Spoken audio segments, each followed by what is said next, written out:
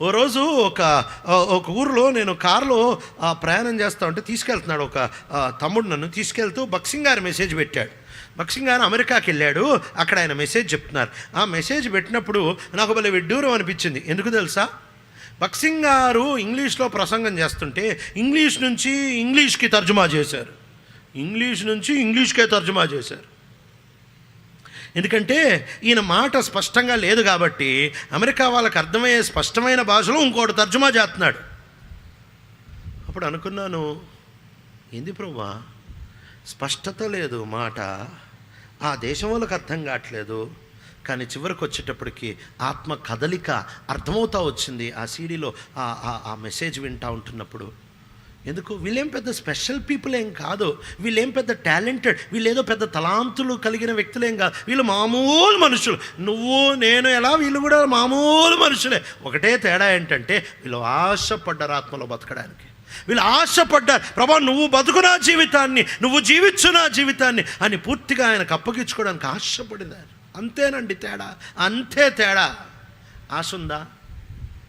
నువ్వు గనక గట్టిగా ఆశపడ్డావనుకో, ఇక నువ్వు ఏమాత్రం సర్దుకొని పోలేదనుకో, అబ్బా నిన్ను ఖచ్చితంగా ఆయన తన ఆత్మతో నింపుతాడు.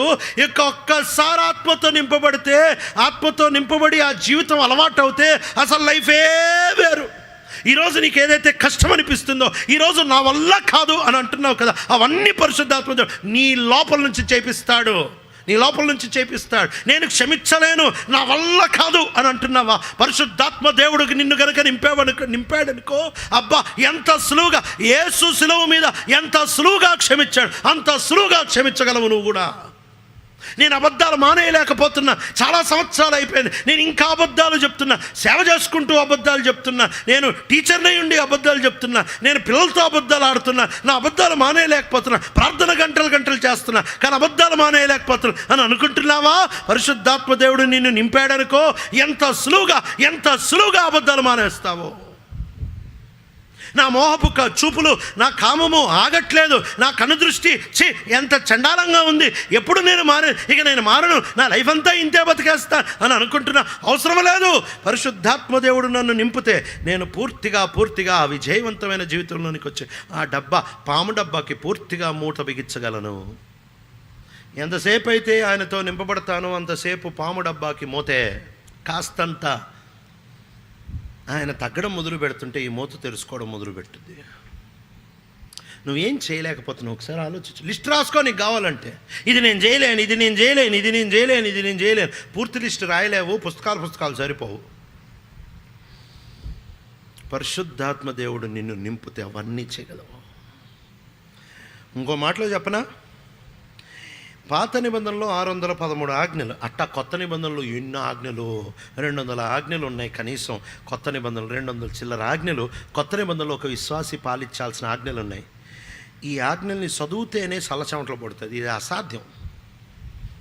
దాంట్లో పేతురు ఏమి రాస్తున్నాడు తెలుసా? భార్యలకు ఒక ఆజ్ఞ రాస్తాడు. ఏమి రాస్తాడు అని అంటే, భార్యలారా మీ భర్తలు మంచోళ్ళైనా ముష్కరులైనా వాళ్ళకు లోబడండి అని అంటాడు. ఈ భర్తలకు ఏమి రాస్తాడో తెలుసా?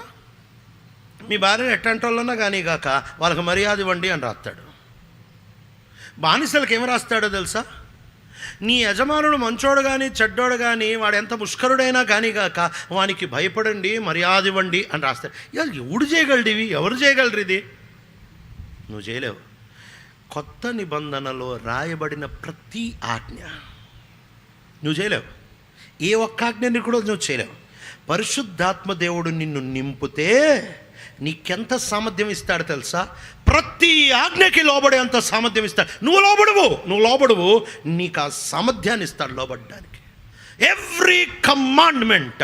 ఎందుకో ఈ పాటే పాడతారు, every promise in the book is mine, గ్రంథ వాగ్దానంబులన్నీ నావి అని పాడతారు. ఇది ప్రతి విశ్వాసి వాడుకోవచ్చు.